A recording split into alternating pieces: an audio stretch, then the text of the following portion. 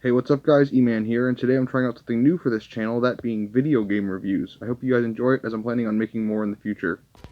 A few weeks ago, at E3 2021, Nintendo announced that they would be releasing the long-awaited Metroid 5, entitled Metroid Dread. I'll go more into this game at a later date, but seeing it made me finally want to start playing the Metroid games. I'll be going through the 2D Metroid games, then the 3D ones. I'll try to get reviews of all of them on my channel. After looking around online, I decided to start out with the game Metroid Zero Mission, a remake of the original Metroid on the NES. From what I can tell, there's really no reason to play the original now that Zero Mission exists. I will be playing Zero Mission on the Wii U Virtual Console, although it was originally on the Game Boy Advance. On a side note, the gameplay is not mine, as I don't have the equipment needed to record console games. I'll link the videos I use in the description, but I'm super excited to finally try out this series, so without further ado, let's jump in. This is Metroid Zero Mission.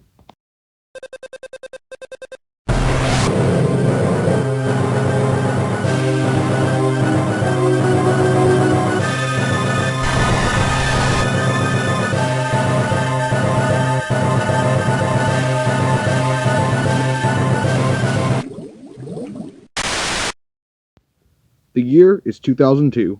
After an 8-year hiatus following the release of Super Metroid on the SNES, the Metroid series is finally making a comeback with the releases of Metroid Fusion and Metroid Prime in the same year. After Fusion, the next 2D Metroid game was going to be a GBA port of Super Metroid. However, Yoshio Sakamoto, a veteran who has worked on Metroid since the beginning, decided to remake the original game instead. He wanted to show newcomers to the series what its roots were, as well as retell the story of Samus's original mission. To do so, they added small cinematics to the game to tell more of a story. I'll go more into the other differences later. The game was announced at E3 2003 and released on February 9, 2004 in North America. This review will contain spoilers, so you have been warned. Let's get started.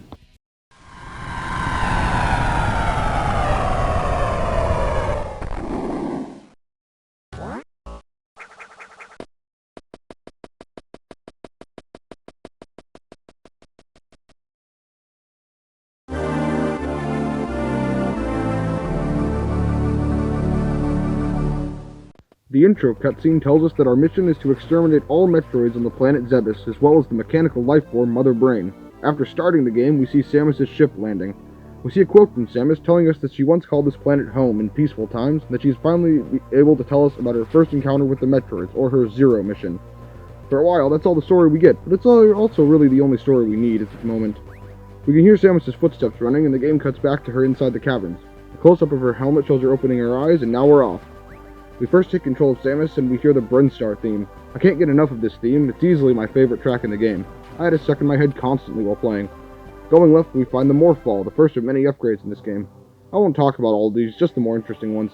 Heading right, we see a Chozo statue. Turning into a Morphball in its hands will tell us where we need to go next, as well as refill our health and ammo. The next room holds one of this game's many vertical shafts. On that topic, let's talk about Samus's movement. I was surprised at how it felt. My only experience with the Metroid series up to this point has been a few hours of Metroid Prime and messing around with Super Metroid on the Switch. This feels much different, but in a good way. While other Metroid games have very floaty jumps, this game has quick, snappy jumps that make tight platforming much easier. Samus doesn't slide at all and can stop on a dime. This fast pace, combined with the enemies I was blasting and the heroic music, made me feel unstoppable, like I could do anything. I continued through Brinstar, collecting a few new upgrades on the way. These included the long beam, missiles, and bombs, as well as some extra health. I saw a room containing a strange two-headed statue I couldn't get past, and I fought a weird worm mini-boss, which ran away a couple of times before I could kill him. Eventually, I was pointed in the direction of another area called Norfair. I found the elevator that led to said area and went down it. It was at that moment when the whole atmosphere of the game changed.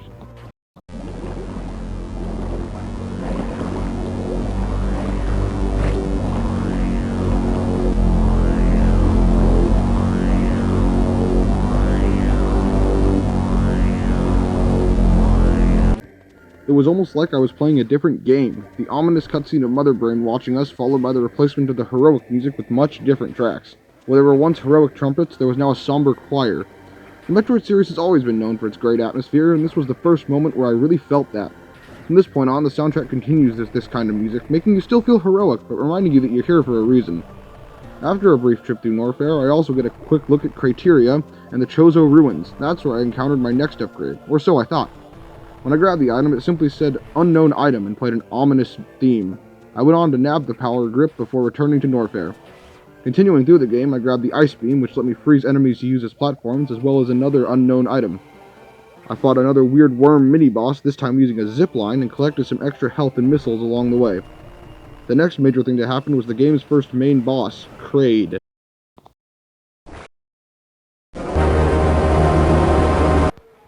This guy is huge, taking up half the screen. It took me a few tries, but eventually enough well-placed missiles took him down. Then we see the first half of the statue from earlier being unlocked.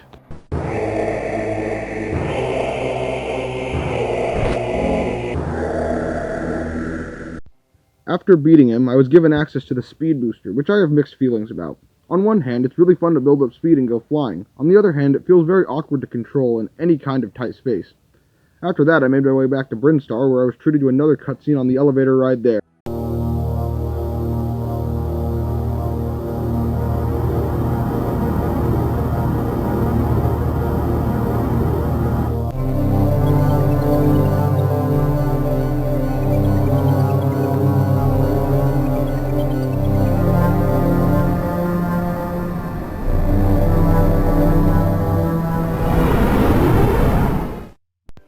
It appears that Ridley, leader of the space pirates, has finally come to see what's going on. But right now, I'm focused on getting more upgrades. I next find the high jump, which does exactly what you think it does, and the Varia suit. In addition to extra defense, the Varia suit also gives us resistance to acid as well as heat, which means hot rooms that previously drained my health are now fully explorable. Back in Norfair, I score the Wave Beam, which lets me shoot through solid objects. Later on, I fought a larva mini-boss that required me to freeze an enemy and then stand on it and shoot the larva with missiles.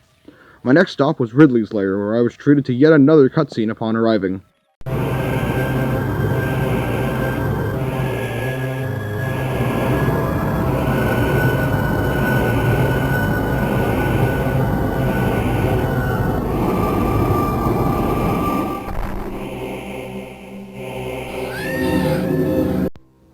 Well, it looks like Ridley's almost here, which means I should be encountering him soon.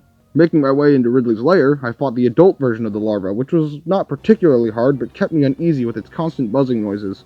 Defeating him gave me access to my first super missile expansion, and in addition to opening green doors, super missiles are also highly effective against bosses, as one super missile is equal to 5 normal missiles. After finding a third unknown item, it's time for the second main boss of the game, Ridley. I run into a room that looks like a boss room, but I see nothing. At the end is a gray door, meaning I can't leave until I do a certain task in this room. As soon as I turn around, I see this.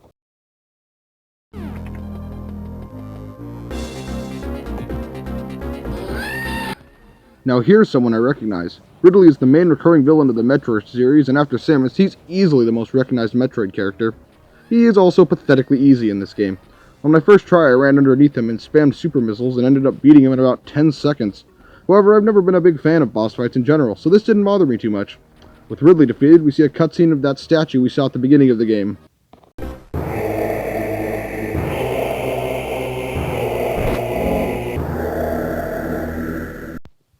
I make a quick stop in Norfair to grab the screw attack, which lets me damage enemies while somersaulting. With that in hand, it's off to the statue room. Making my way through that room leads me to Torian, where I'm shown a new enemy.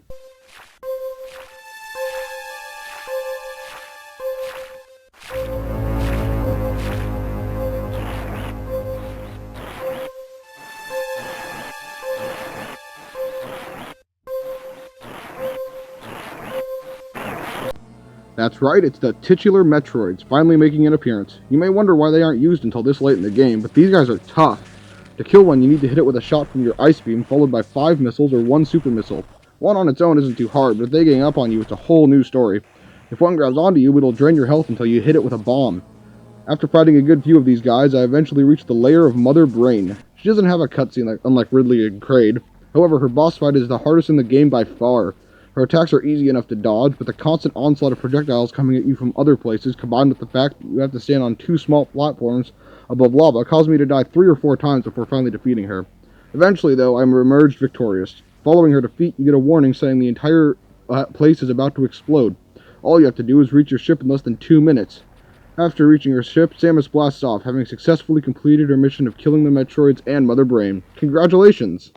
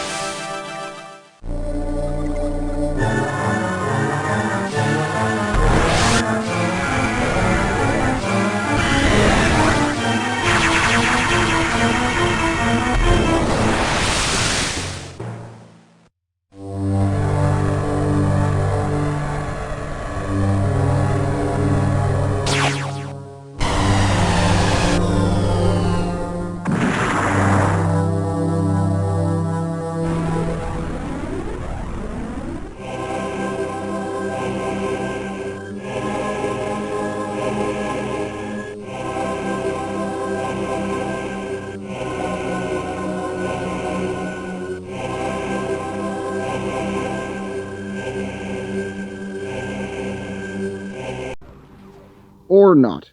At this point, Zero Mission decides to go above and beyond the original Metroid, and he gives us a whole new section of the game. Samus is stranded on the surface of Zebes and forced to infiltrate the pirate's mothership with nothing but a pistol that even at full charge can only stun enemies for a few seconds. This part of the game is awesome. You go from shooting everything in sight to being forced to hide and take it slowly. Metroid Zero Mission is now a stealth game. With no armor or useful weapons, Samus must hide from the space pirates. If spotted, the pirates will chase you down until you find a safe hiding space. With just your Zero suit, pirates will do tons of damage and you can't fight back. You sneak through the mothership and into the Chozo ruins, avoiding pirate spotlights and lasers along the way. Eventually, you enter a room and see this.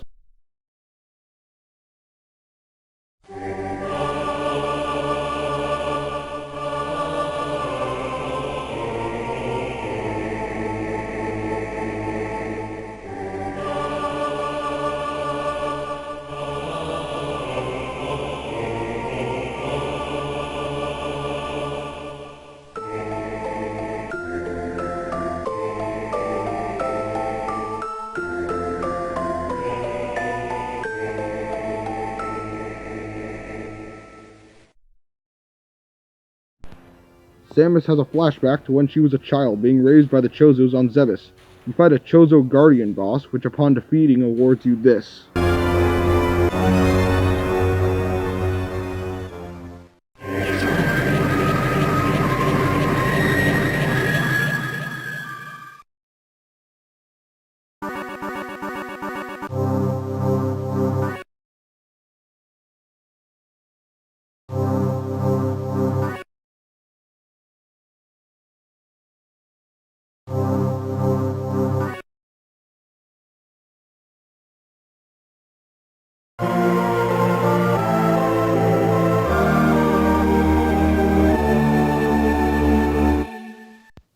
You get every power-up you already had back, plus 3 more. The Plasma Beam, which can shoot through multiple enemies, the Gravity Suit, which gives you more defense, immunity to lava, as well as free movement in water, and the Space Jump, which lets you jump infinitely. That's what those unknown items were for. And just like that, the game does another 180-degree turn. What was once a tough stealth section is now laughably easy. You can destroy just about anything in sight. The Burnstar thing makes a triumphant return, giving you that feeling of power you had earlier, multiplied times 10. Sometimes you can even see the space pirates hiding in the places you were hiding in yourself not too long ago.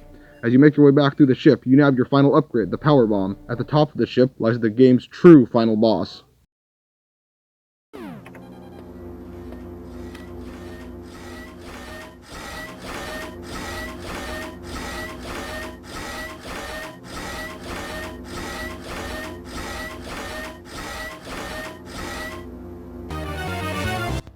It's Mecha Ridley, a robotic version of Ridley. While harder than Ridley, he's nowhere near as hard as Mother Brain. Beating him triggers another escape sequence, so make your way out of the hangar, steal one of the pirate ships, and you're home free. For real this time.